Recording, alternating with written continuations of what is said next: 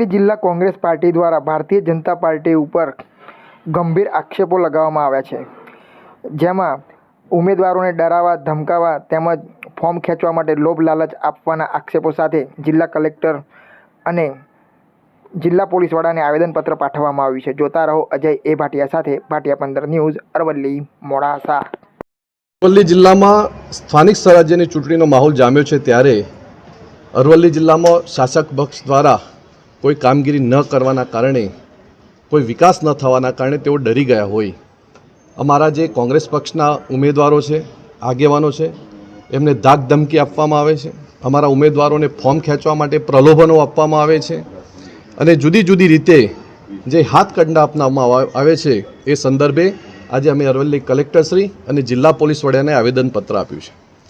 આ જે ભારતીય જનતા પાર્ટીના જે સત્તાધીશો છે, એ સત્તાધીશો જો અમારા ઉમેદવારોને આ રીતે જો ડરાવતા હોય, ધમકાવતા હોય, તો એક પ્રકારે લોકશાહીનું ખૂન છે.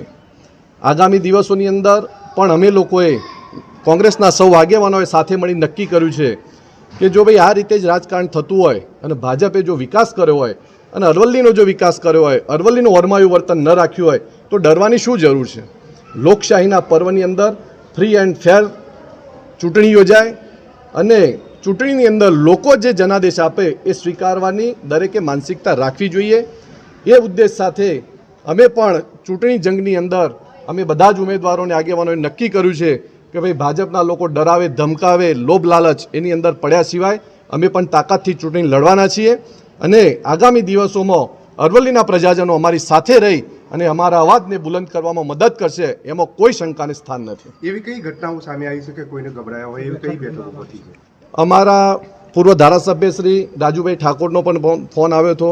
અમારા ભિલોડાથી પણ એક ઉમેદવારનો ફોન આવ્યો કે ભાઈ અમારી સાથે આ રીતે વર્તન કરવામાં આવે છે અને અમને પણ ધમકાવવામાં આવે છે, અમને ડરાવવામાં આવે છે. એ બાબતને લઈને આજે અમે આવેદનપત્ર કલેક્ટરશ્રી અને જિલ્લા પોલીસ વડાને આપ્યું છે. આજે આવેદનપત્ર આપવામાં આવ્યું છે, કઈ બાબતે? અને એ વાત જાણવા મળી છે કે કોંગ્રેસના જે કાર્યકર્તાઓ ઉમેદવારો છે એમને ધમકાવવામાં આવી રહ્યા, રજૂઆત કરી છે. શું છે સમગ્ર બાબત? ભારતીય જનતા પાર્ટીની એક ખાસિયત છે કે સત્તા વગર એ લોકો રહી શકે એમ નથી.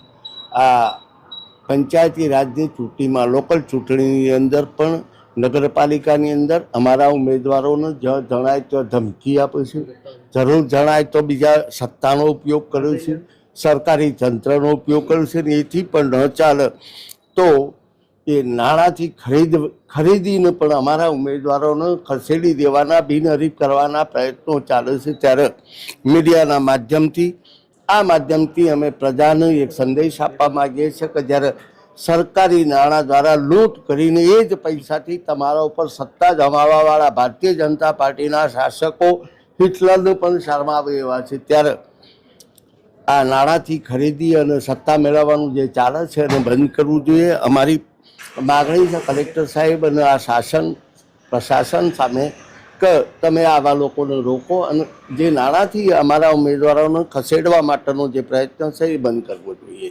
લોકશાહીને જીવંત રાખવા માટે ચૂંટણી અનિવાર્ય છે.